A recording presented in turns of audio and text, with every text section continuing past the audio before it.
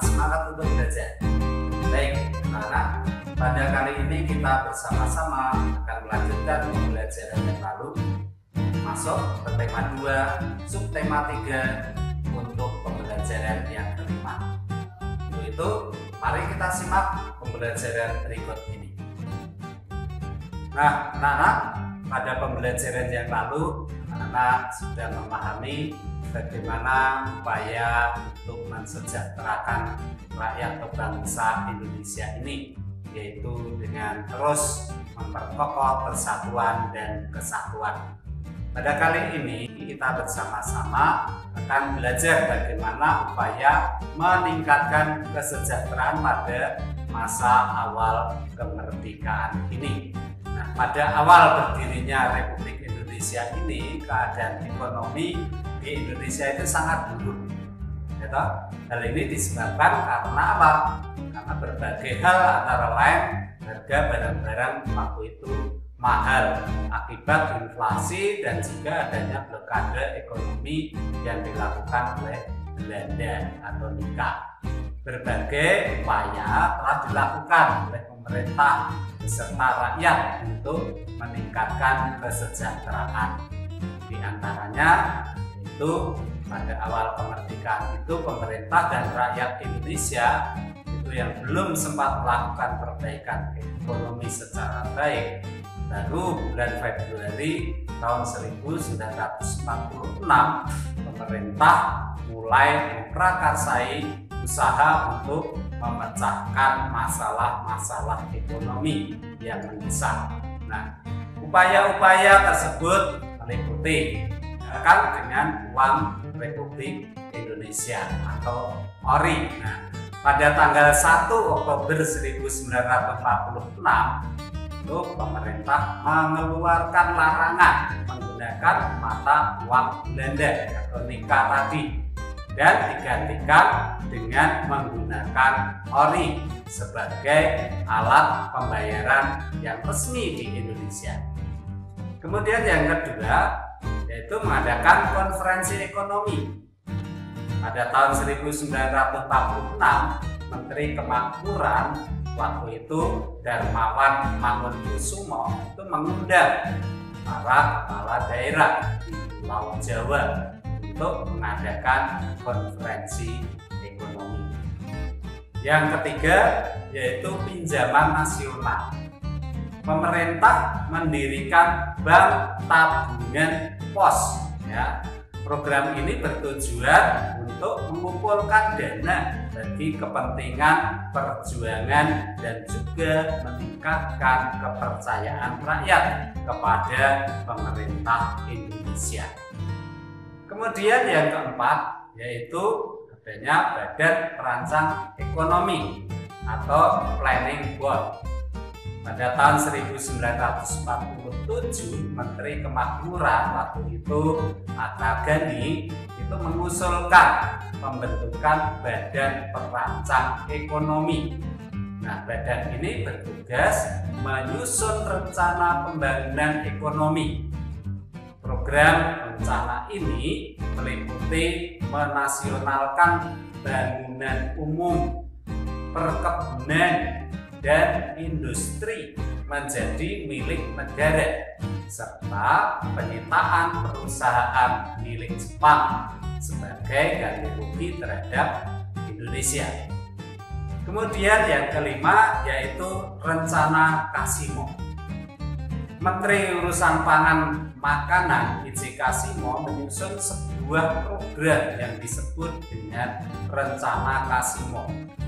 Tujuan program ini adalah untuk meningkatkan kesejahteraan rakyat dengan meningkatkan produksi pangan. Nah, untuk meningkatkan produksi bahan pangan itu dalam program ini Kasimo menyarankan agar 1. Menanami tanah-tanah kosong di Sumatera Timur seluas kurang lebih waktu itu adalah 281.277 hektar. Kemudian yang kedua, di Jawa dilakukan intensifikasi pertanian dengan menanam bibit unggul. Kemudian yang ketiga yaitu pencegahan penyembelihan hewan-hewan yang berperan penting bagi produksi pangan. Kemudian yang keempat, di setiap desa itu dibentuk kebun-kebun bibit ya. Lalu yang kelima, diadakan transmigrasi, yaitu pemindahan penduduk dari pulau yang padat penduduknya ke pulau-pulau yang pada waktu itu masih jarang penduduknya. Padat yaitu di Pulau Jawa ya waktu itu. Kemudian ditransmigrasikan ke daerah luar Jawa, contohnya di Sumatera, Kalimantan maupun di Sulawesi. Kemudian selanjutnya ada Persatuan Tenaga Ekonomi. Nah, apa itu? Persatuan Tenaga Ekonomi adalah organisasi yang dipimpin pada waktu itu PR Motik. Nah, ini bertujuan untuk menggiatkan kembali partisipasi pengusaha swasta waktu itu. Dengan dibentuknya PTE atau Persatuan Tenaga Ekonomi juga diharapkan dapat dan melenyapkan individualisme di kalangan organisasi pedagang sehingga dapat memperkokoh ketahanan ekonomi bangsa Indonesia. Nah, tadi sudah kita dengarkan uraian bagaimana upaya pemerintah untuk meningkatkan kesejahteraan di awal kemerdekaan. Dan tentunya saat ini juga terus ditingkatkan untuk kesejahteraan rakyat Indonesia melalui berbagai macam pembangunan baik fisik maupun non-fisik. Pembangunan di bidang pendidikan, bidang perdagangan, di bidang kesehatan, di bidang infrastruktur. Sekarang banyak pembangunan baik itu jalan, jembatan, jalan tol yang menghubungkan daerah dan provinsi, maupun juga ada tol laut ya. Kemudian juga ada pembangunan yang non fisik. Bagaimana untuk membangun mental rakyat Indonesia, membangun karakter bangsa. Nah, ini adalah upaya-upaya meningkatkan kesejahteraan rakyat saat ini. Nah, dari uraian tadi upaya pemerintah untuk meningkatkan kesejahteraan rakyat di awal masa kemerdekaan tadi, anak-anak bisa mengambil hikmahnya. Sekarang silahkan anak-anak bisa ambil poin-poin pentingnya, informasi penting apa yang bisa anak-anak dapatkan. Ya, bisa dengan membuat peta pikiran atau diagram. Nah, setelah itu anak-anak bisa membuat kesimpulan. Poin-poin tadi menjadi sebuah kesimpulan upaya-upaya meningkatkan kesejahteraan rakyat di awal masa kemerdekaan.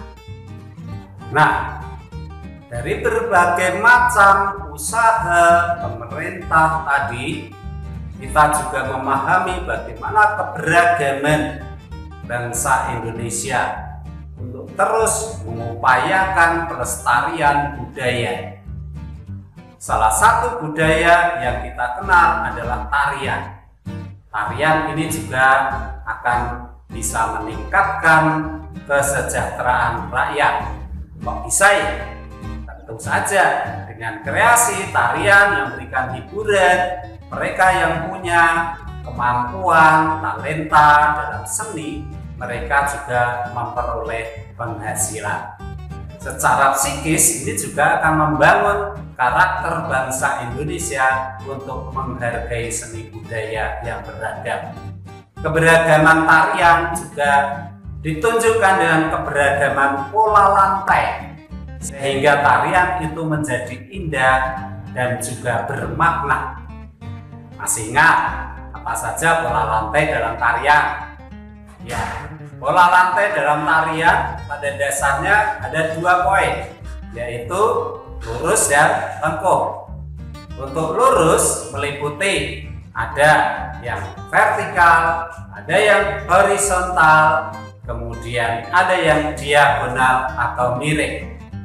Kemudian juga ada dikembangkan lagi, ada segitiga, segi 4, segi 5, dan sebagainya.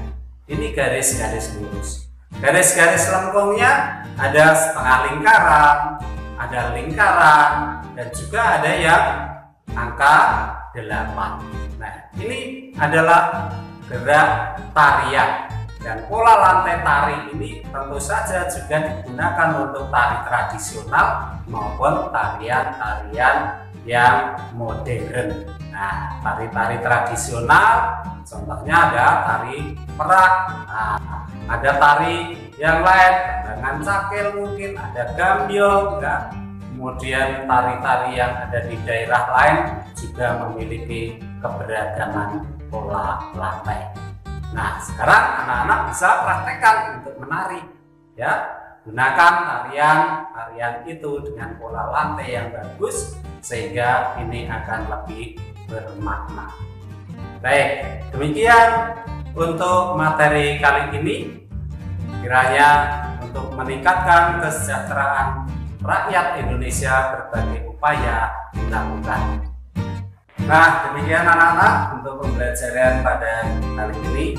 Bagaimana untuk pembelajaran hari ini? Semoga anak-anak semakin paham.